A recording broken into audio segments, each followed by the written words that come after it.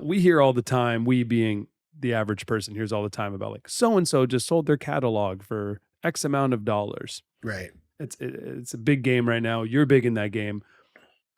How does that game work? Buying catalogs. What does it mean for the average person? When you write a song, when you create songs and you release them, they throw off a royalty. Yeah. How basic do you want me to get? What is the business of mastering? What is the business of the master? And what is the business of publishing? Right, exactly. So you write a song, you release a song, you're getting a royalty for the copyright, for the composition, you're getting a royalty for the recording side if you own both, right? The recording side's the master. Right. The composition's the publisher. Right. Okay. Those royalties will grow or, or decline based on, the different performance of those royalties. So if you're there's different ways of earning royalties through, radio performance or mechanical royalties for record sales or streaming or synchronization. There's, all these different ways that generate the royalties. And so if you build a catalog, a portfolio, a tranche, I don't know which word to use, that's the dumbest down word to use, of those songs combined, they become a catalog. Yeah. And that catalog is a diversified group of assets that we songwriters like to call songs, not assets, but the diversified group songs equal assets. Diversified group of assets, IP, things you own. Yep. By the way, I think it's always great. Like I always tell people, songwriters are alchemists, right? We walk into a room and there's nothing, and we walk out of the room and we own an asset. Yes. Right. And we've created it. You don't see it, but you can hear it, but it's there. Yeah. And it generates money, and you could sell it. You know, it's like it's intangible. And so it creates these royalty streams and the portfolio. Then you could take that and people will invest in it. They will bet on it, basically. Yeah. And they'll make educated bets on how the portfolio of assets, how that grouping of songs has performed historically. Mm-hmm. And they will look at those historical revenues, the money that the songs are putting off. I'm trying to say it and then also You're doing great. Simply. You're doing great. And then decide how based on the history and based on your perspective on forecasting where the industry is going, and based on the different income types, the different sources the money's coming from, performance, synchronization, performance would be like radio, streaming, etc. How you feel like that's going to perform going forward. And so a company like Seeker would then look at those historical cash flows, Mm-hmm.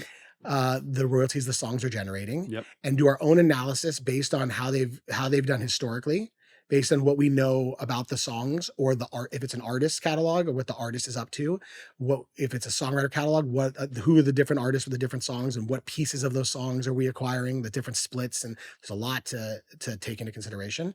And then you would decide how much you think that's going to earn over what period of time. And you would create a calculation that discounts the cash flows back, usually 5-10 years, depending on what your model is.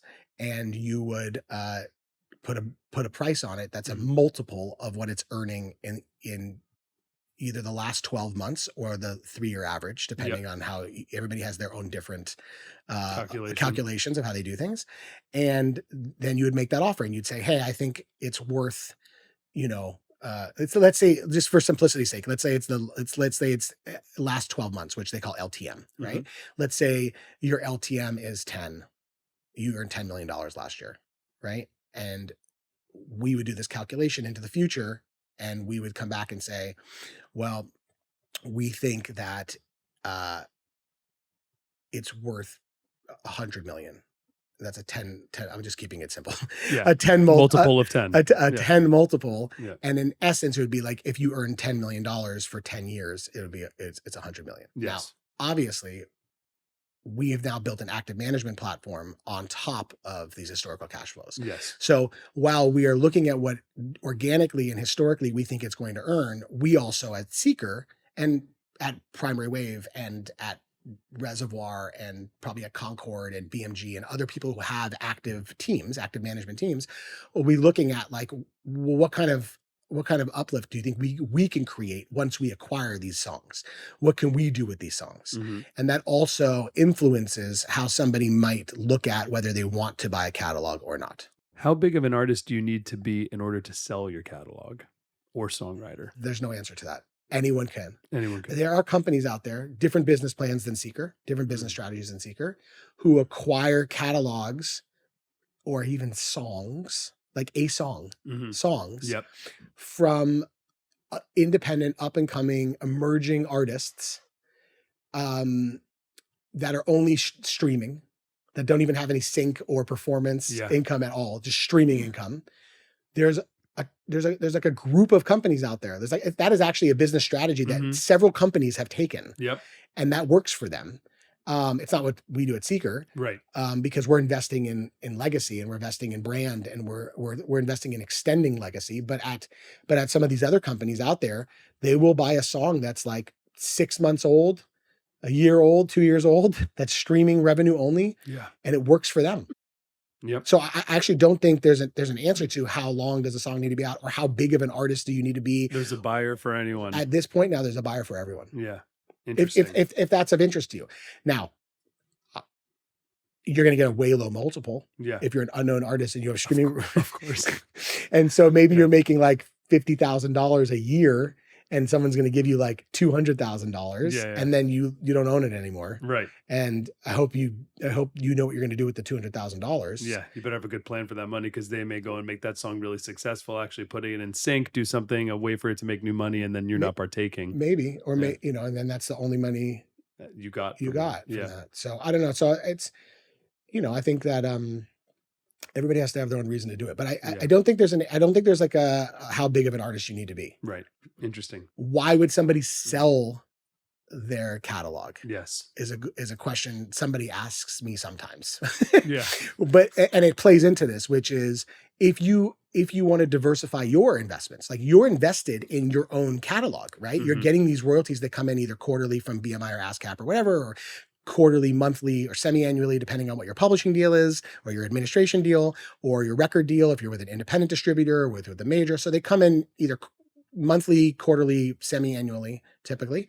And you could just sit on that and collect it when it comes in, or you could get the next 10 years of royalties right now and go buy a house, invest in commercial real estate, put the money into the market, pay off debts, liens, things that you've been struggling with that are complicating your creative process because they're stressing you out.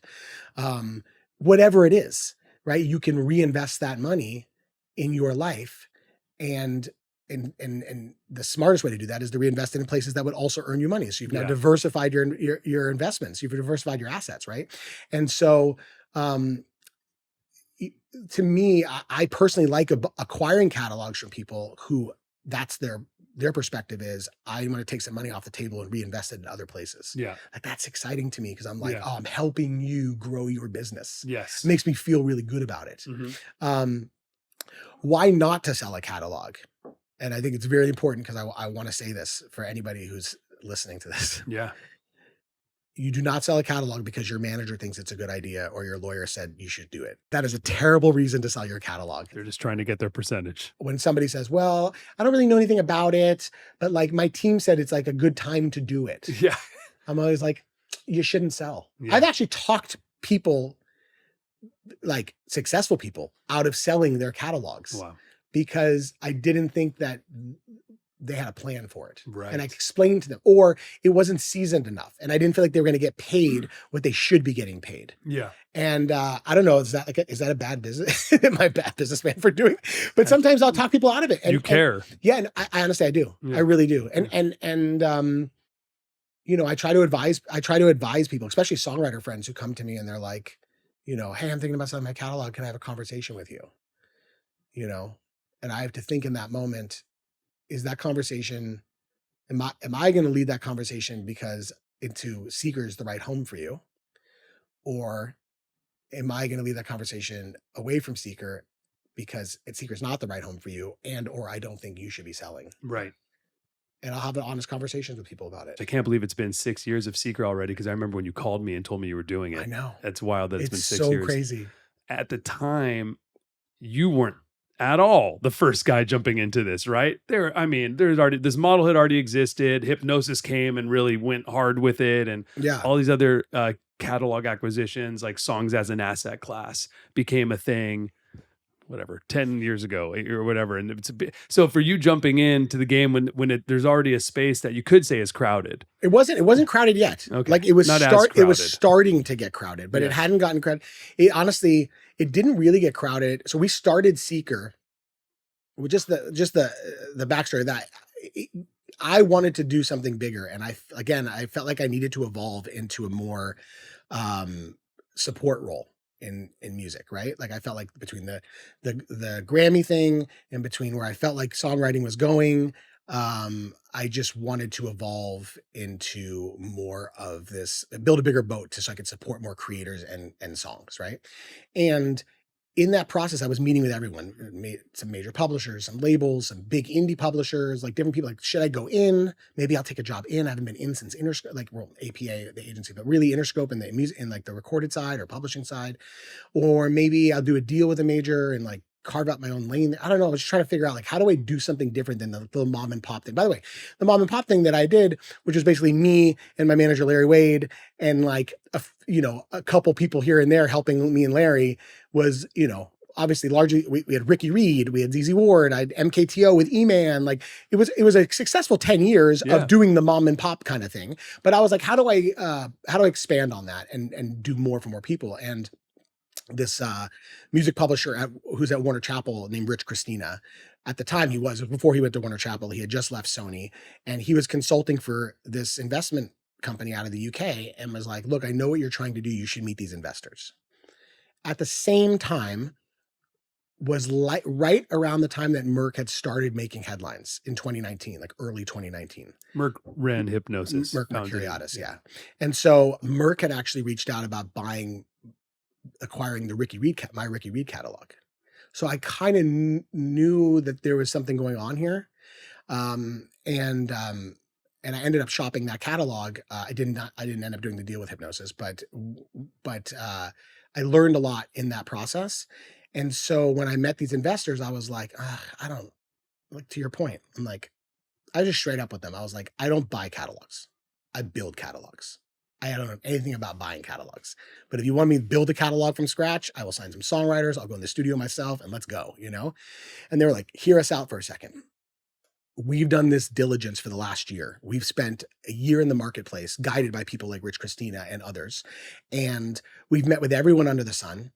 And we've come to this conclusion that we feel like in the next couple of years, a lot of the mid-tier independent music publishing companies are going to get bought up by majors. And there's going to be space, if you start now, to build a publishing company from scratch with an active management platform, that by the time those get bought up, you'll have a footing in the marketplace and you'll be the answer. You'll be the differentiator.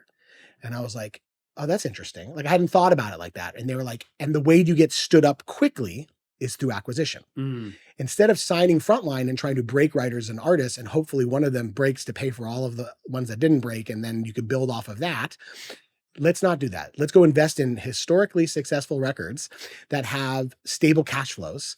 And let's use the revenue generated from that to then build operations and build an active management company that will then take those revenues and grow those revenues to a higher level than they've ever been, and then keep reinvesting that money. That was kind of like the general thesis of what they pitched me. And I thought, well, I've never done it that way. That's an interesting approach to it. I'm usually just signing from my gut. Like, I believe in this person. Like the world should believe in them too.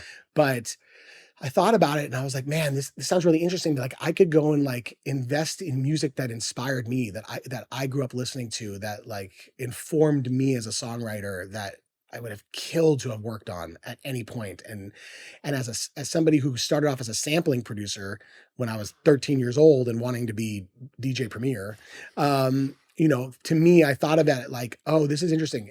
It's like crate digging.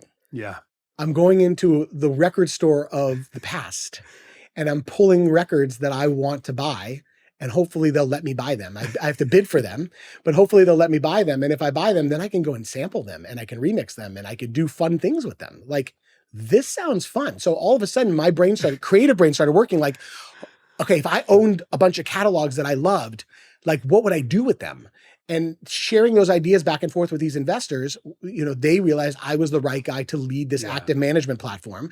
And they promised me that they were going to teach me everything. They were going to surround me with the smartest people on earth and teach me everything about catalog valuation, acquisition, finance, publishing finance, records finance. And they did. They surrounded me with brilliant people. And when COVID started, I spent the first 4 months of COVID like in class. I was on Zoom every day. Perfect time. Yeah, right? Yeah. I was on Zoom every day learning. I was on the phone calling people being like, hey, I started this company. And by the way, like Merck had started making headlines, and like Primary had already been buying Primary Wave had already been buying catalogs.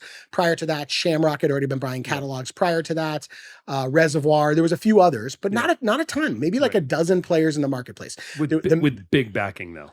With big backing, or they had raised money and institutional backing. Yeah. And the majors weren't buying catalogs really. I mean, very seldom at that point. And if even then in those early years, they were incredibly uncompetitive with their offers. Yeah. And it hadn't become what I like to call, can I swear? Yes. The show of 21. Yeah. Which is what I like to call when I refer to catalog history, I call it 21 is the show of 21. Because what happened was in that first year, so that first 4 months, I got a crash course I got an MBA, basically in 4 months. Yeah. And then in July of that year, I ended up buying my first catalog. And then by the end of July, I bought a second catalog, which is still one of my favorite catalogs, is Brian Alexander Morgan. You know Brian? No. He wrote and produced all of the SWV records. Oh, nice. Like 100%. Nice. Like incredible. He's like back in the 100% days. But he's like the Teddy Riley that's not a household name. Amazing. Like he should be. Like it's amazing who he's worked with. That was your second acquisition? Second acquisition. Yeah. What was the first one? It was a songwriter named Al Sharad Lambert. It goes by the name A-Rod, and he co-wrote a lot of Ariana Grande's first album. Nice. And so then I hired like a CFO. I was like, on Zoom, by the way, like all of this is on Zoom, right? Like I don't, and we just started kind of like rocking. Like I had the board of directors, and like I was bringing stuff in. I was either on the phone, basically calling everyone I've ever known for the last 30 years and telling them what I'm doing to see if there's something out there. Yeah. Or I was on the computer with our, former CFOs of major publishing companies teaching me and modeling in real time while I'm watching and asking questions and learning and growing from it. And honestly, at 40, I was like, 41 when this was 42 when this was happening, or 41, whatever, doesn't matter. But I feel like to have that opportunity to like learn, to grow your skill set and kind of evolve and learn a part of the business that you hadn't learned at that time, and learn it from like really smart people who and then put it to work right away and like on the job training was it's just like it's an opportunity you can't say no to. Absolutely. And so I leaned into it. That's like my big, on my desk at home, I have a home office as well as Seeker. My desk at home has a sticky note that literally just says lean in. And that's the thing that's like every time there's something that I'm like, that's kind of scary, or like I've never done that before, or maybe you'll fail, or those words in your head, it's always lean in, man. And it comes, and I think about it in the sense of like waves. That if a wave's going to crash on you, if you turn and run away from it, it knocks you over. Yes. The only way you don't knock over is if you go through it. You got to lean into the wave. And so that's how I think of things like that, right? This was a lean in moment. This was like, I've never done this before. I don't have the experience, but I bring something to the table that these investors don't. And we're equal on this footing. It's a symbiotic relationship. It is this institutional grade discipline with my creative discipline married together, this fluency of creative and financial that I don't think exists in the music industry. And so now let's go try to do something that no one's ever done before. And so while other people were buying catalogs, I don't think people were approaching it the same way we were approaching it.